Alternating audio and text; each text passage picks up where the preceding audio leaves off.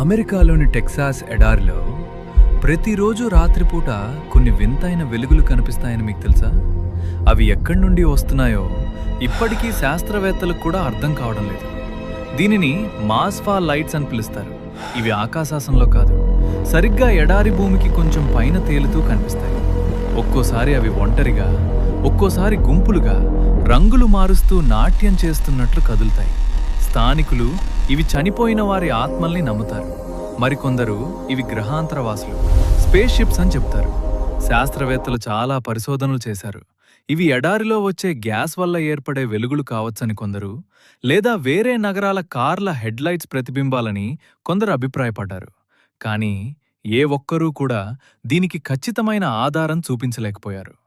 ఆ లైట్స్ని దగ్గర నుండి చూడటానికి ప్రయత్నించిన వారు అవి మాయమైపోతాయని చెప్తారు. ఈ రోజుకి ఆ ఎడారిలో ఆ వింత వెలుగులు ఒక మిస్టరీగానే మిగిలిపోయాయి. ఇలాంటి మరెన్నో ఆశ్చర్యకరమైన నిజాల కోసం వెంటనే తెలుగు AI వరల్డ్ ఛానల్ని సబ్స్క్రైబ్ చేసుకోండి.